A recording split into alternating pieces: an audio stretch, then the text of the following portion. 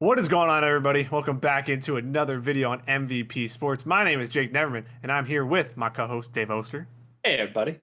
And today, also before that, if you like our content, our draft content, and all of our off-season content, we've recorded a lot of these today. My words are getting a little bit stumbled now. Hit that like button, hit that subscribe button down below. Plenty more videos coming all year round. In this one, we are talking about the Charlotte Hornets and their draft. Last year, Dave and I did kind of adopt the Charlotte Hornets as our second team early in the year. Dave and I were in the Discord alone watching the Sixers Hornets when they played like back-to-back games in 3 nights.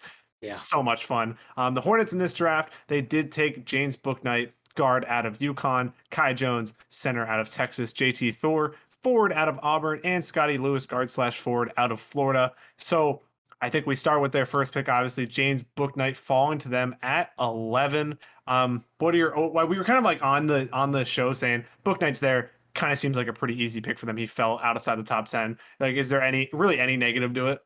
I mean, if you believe everything from his workouts, no. It seems like he crushed workouts, athletic, absolutely the perfect pairing next to LaMelo Ball. Obviously, he will need to learn to play some goddamn defense because someone on that team has to. But it is going to be must-see TV to watch him and Bridges attack the rim. It's going to be disgusting. So, no, I think that, yeah, perfect fit. And again, Malik Monk is done. Moving on. Here we go. We've got our shooting guard that we believe in as an organization who will hopefully have our full backing and minutes.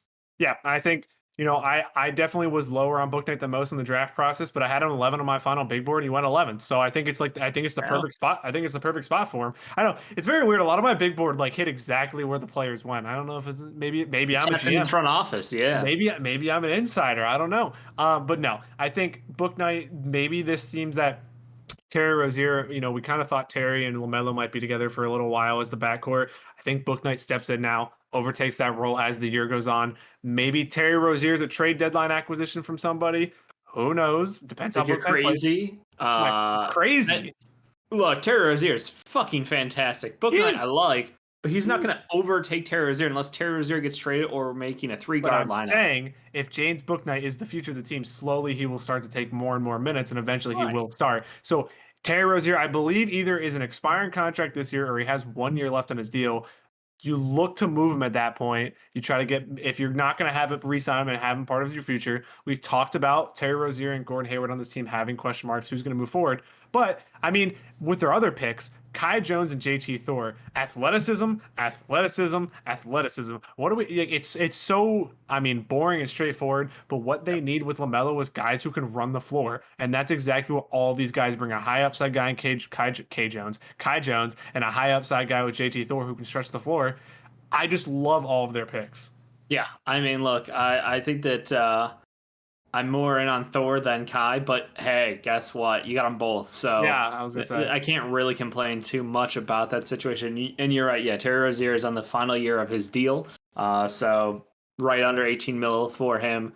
I guarantee you there will be people who would be very interested if he's available. So yeah, depending on where the Hornets are this season, we'll see if they want to extend or ship him off and keep things rolling. But I like the athleticism. I think you're right. This is going to be a very up-tempo team.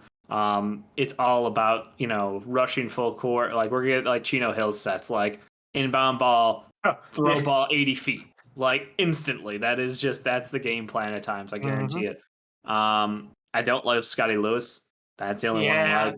Yeah, that one was kind of mad. I mean, like on the Kai Jones and JT Thor point. I mean, obviously they acquired Mason Plumlee, which I love too.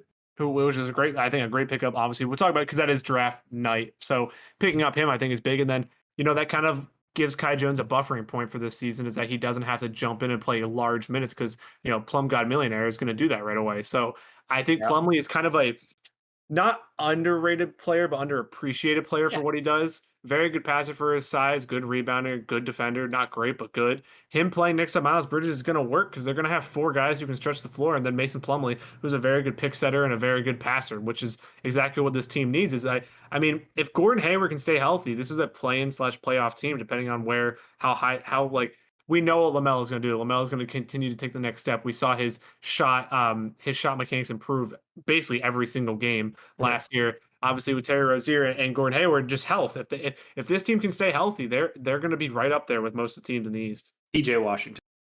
PJ Washington also needs to stay healthy. Yeah, Yeah. and he would also start at the 5 probably if he was healthy. I mean, Maybe. I think ideal situation, they'll be able to roll out small ball lineups with him at the 5.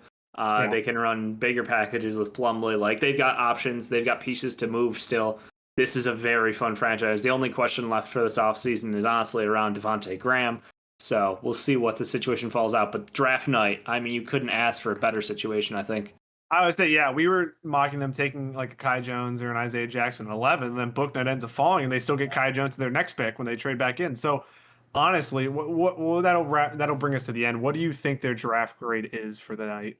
I mean, I loved 2 of the picks, and I understood 1 of the pick, and 1 was garbage. So I'm gonna go B plus. I'll go B plus. This is bad. This is the We Agree podcast. No. I also had B plus in my mind because again, Booknight and Thor, 2 guys that we talked about a lot. And then Kai Jones, we were iffy on, but he's a high end potential center, athletic and an athletic freak. So I completely understand it. Scotty Lewis, whatever. It was like 4th to last pick in the draft. Yeah. It's whatever.